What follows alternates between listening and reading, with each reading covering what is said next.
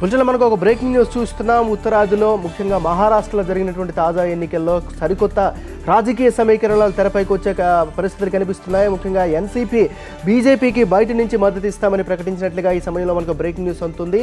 నిన్నటి వరకు హాట్గా ఇద్దరు కూడా చాలా కత్తులు నూరుకున్నటువంటి పరిస్థితి చూస్తున్నాం.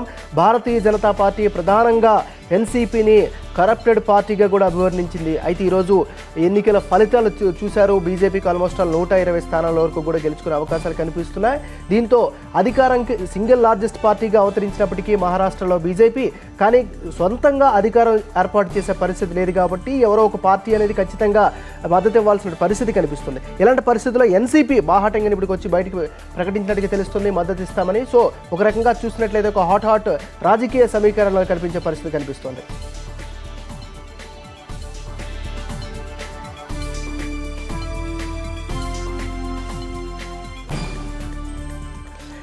ఇక మహారాష్ట్రలో తాజా రాజకీయ సమీకరణలకు సంబంధించి లేటెస్ట్ అప్డేట్స్ని మహారాష్ట్ర నుంచి మా కరెస్పాండెంట్ శ్రీనివాస్ అందిస్తారు. శ్రీనివాస్, చెప్పండి, మీ దగ్గర ఉన్న అప్డేట్స్ ఏంటి? రాజకీయ సమీకరణలను కూడా మారే అవకాశాలు కనిపిస్తున్నాయి. ఎన్సీపీ కూడా బీజేపీకి బయట నుంచి సపోర్ట్ ఇస్తామంటుంది కదా, దీన్ని ఏ విధంగా చూడాల్సిన అవసరం ఉంది? ప్రస్తుత రాజకీయ పరిస్థితులను పరిశీలించినట్టయితే హంగు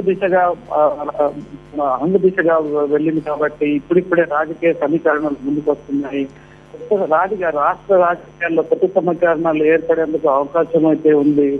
ఇందుకు ఇప్పుడే మనం చూసినట్టయితే ఎన్సీపీ సీనియర్ నాయకుడు ప్రఫుల్ పటేల్ తాము బయట నుంచి మద్దతు ఇచ్చేందుకు సిద్ధంగా ఉన్నట్టు నిర్ణయం తీసుకున్నట్టు ఆయన ప్రకటించారు. దీంతో ఒకసారిగా రాష్ట్ర రాజకీయాల సమీకరణాలు మారనున్నాయనే దానిలో వాస్తవం ఎంత మేర ఉందని చెప్పలేకపోయినా ప్రస్తుతం అయితే రాజకీయ సమీకరణాలు పూర్తిగా కనిపిస్తున్నాయి. ఎన్సీపీ కాకపోతే బీజేపీ ఎన్సీపీ మద్దతు తీసుకుంటుందా లేదా అనే విషయం మాత్రం ఇంతవరకు తెలియరాలేదు. ఇప్పటికే చాలా సార్లు ఎన్సీపీ మద్దతు తీసుకునే ప్రసక్తి లేదని మహారాష్ట్ర బీజేపీ అధ్యక్షుడు దేవేంద్ర ఫడ్నవీస్ ఇప్పటికే చెప్పారు.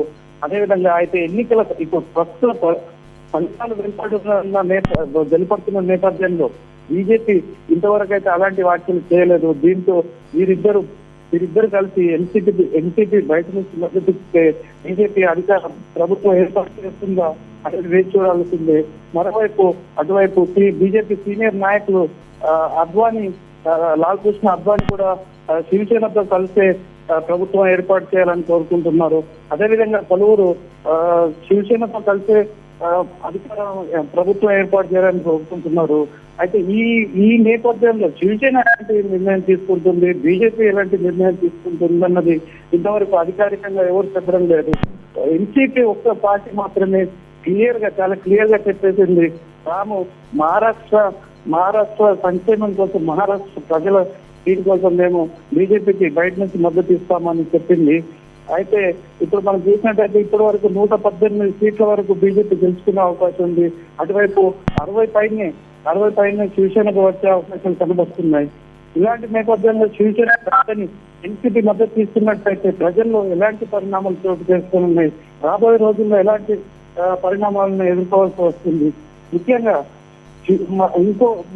మరో విశ్లేషకులు మరో విధంగా కూడా ఆలోచిస్తున్నారు. శివసేన అధికారం నుంచి తప్పించేందుకే ఎన్సీపీ లాంటి ప్రకటన చేసి ఉండొచ్చు. అలాంటి విశ్లేషణలు కూడా వినిపిస్తున్నాయి. అయితే ఈ విషయంపై ఇప్పటి వరకు మాత్రం ఎలాంటి ప్రకటనలు చేయడం లేదు. ముఖ్యంగా నితిన్ గడ్కరీ ఇప్పుడే మీడియాతో మాట్లాడినప్పుడు చెప్పారు. ఆయన కూడా చెప్పింది ఏంటంటే సాయంత్రం 6 గంటల తర్వాత తమ పార్లమెంట్ బోర్డు నిర్ణయం తీసుకొని ఏంటి అన్ని వివరాలు చెప్తామని చెప్పారు. ఇటువైపు మాతోశ్రీలో కూడా మనం చూసినట్టయితే శివసేనలో కూడా మాతోశ్రీలో శివసేన సీనియర్ నాయకులతో సమావేశం కానుంది. శివసేన సీనియర్ నాయకులు కూడా అనిల్ దేశాయ్ ఇప్పుడే చెప్పారు మనకు. ఆయన చెప్పిన దాని మేరకు ఏదైనా ఉద్ధవ్ ఠాక్రే నిర్ణయం తీసుకుంటారు, కానీ ఢిల్లీ నుంచి బీజేపీ నుంచి మాకు ఎలాంటి ప్రస్తావన రాలేదు, ప్రస్తావన మాత్రం తాము తప్పకుండా ఆలోచిస్తామని చెప్పారు. కానీ ఈ విషయంలో ఇప్పటి వరకు రాష్ట్ర వ్యాప్తంగా ఎన్సీపీ ప్రకటన ఒక రకమైన కొత్త సమీకరణలకు ఇచ్చే విధంగా కనిపిస్తుంది. శ్రీనివాస్, ఇంకో విషయం చెప్పండి. ఎన్నికలకు ముందు చాలా డైరెక్ట్గా బీజేపీ, భారతీయ జనతా పార్టీ, ప్రధానంగా నరేంద్ర మోడీ కూడా ఎన్సీపీనే డైరెక్ట్గా టార్గెట్ చేస్తూ ప్రచారాల్లో హోరెందించారు. మరి ఎలాంటి పరిస్థితుల్లో ఒకవేళ ఎన్సీపీ వైపు వెళ్ళే అవకాశాలు చాలా తక్కువగా ఉన్నాయని భావించవచ్చా, లేకపోతే ఏమైనా కొత్త సమీకరణాలకి రూపుదిద్దుకునే అవకాశం ఏమైనా ఉన్నాయా? మరి మనం పరిశీలించినట్టయితే నరేంద్ర మోడీ ప్రధానంగా కాంగ్రెస్ ఎన్నికలను టార్గెట్ చేశారు. ముందు ఎన్నడూ లేదే విధంగా ఏ నాయకుడు చేయనటువంటి ఆరోపణలు శరద్ పవార్ పై చేశారు. అలాంటి నేపథ్యాల్లో వీళ్ళు వాళ్ళకు జతగట్టే వాళ్ళ మద్దతు తీసుకునే అవకాశాలు చాలా తక్కువగా ఉన్నాయి. కానీ చాలాసార్లు చెప్తా ఉంటారు, రాజకీయాల్లో ఏదైనా సాధ్యమే, మిత్రులు శత్రువులు అవుతారు, శత్రువులు మిత్రులు అవుతారు. అలాంటి కోణంలో చూస్తే బీజేపీ ఎలాంటి నిర్ణయం తీసుకున్నదని అందరు దృష్టి కేంద్రీకరించారు. అయితే ఇప్పటి వరకు బీజేపీ మాత్రం గతంలో ఇప్పటి వరకు మాకు అందిన వివరాల మేరకు అయితే ఎన్సీపీతో పొత్తు పెట్టుకున్న బయట నుంచి అయినా మద్దతు తీసుకున్న అది ఎలాంటి ప్రభావం చూపుతుంది, పార్టీ పైన అటు కేంద్రంలో కూడా ఎలాంటి ప్రభావం చూపనుంది అనే విషయాలపై ఆలోచనలు మొదలైనవి. అయితే తీసుకునే రాష్ట్ర నాయకులు అయితే తీసుకోవద్దనే సూచిస్తున్నారు. అనేక మంది ఇప్పటికే మాకు తెలిసిన మనం కొందరు నాయకులను సంప్రదించాము.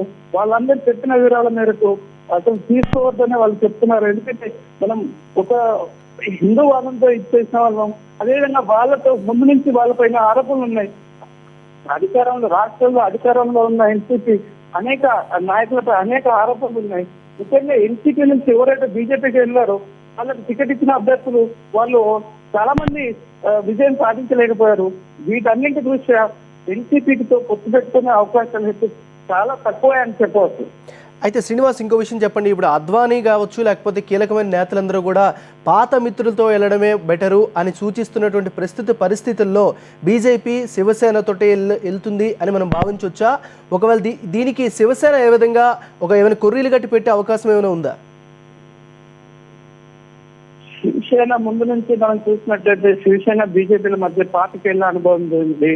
అదేవిధంగా వీరిద్దరి ఆలోచనలు, సిద్ధాంతాలు దాదాపు ఒకటే అని చెప్పుకోవచ్చు. కానీ సీట్ల పంపకాల విషయంలో ముఖ్యమంత్రి పీఠం పైన చర్చలు విఫలమయ్యి చివరికి వాళ్ళ పొత్తులు తెగిపోయాయి.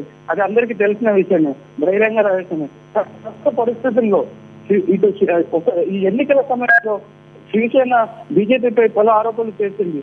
కానీ బీజేపీ నాయకులు మాత్రం చాలా సైలెంట్ మౌనంగా వాటిని ఎలాంటి స్పందించకుండా ఉన్నారు. కొన్ని ఆరోపణలు చేసినప్పటికీ చాలా జాగ్రత్త పడ్డారు.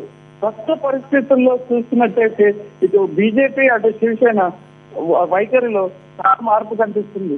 శివసేన నాయకుడు ఇప్పుడు మనం ముందుగా చెప్పినట్టు శివసేన సీనియర్ నాయకుడు మనోహర్ జోషి, అదేవిధంగా అనిల్ దేశాయ్, వీళ్ళందరూ చెప్తున్నది ఏంటంటే ఇప్పుడు ప్రస్తుతం వాళ్ళ బీజేపీ నుంచి ఎలాంటి ప్రస్తావన వస్తుందో మేము ఎదురు చూసి ఆ తర్వాత నిర్ణయం తీసుకుంటాం.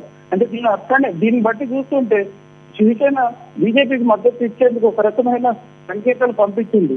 కాకపోతే శివసేన ఎలాంటి షరతులు విధిస్తుంది, దీని ఎలాంటి 2.5 ఒకవేళ శివసేన బీజేపీ మధ్య ఇలాంటి ఏదైనా ఒప్పందం కుదరవచ్చా?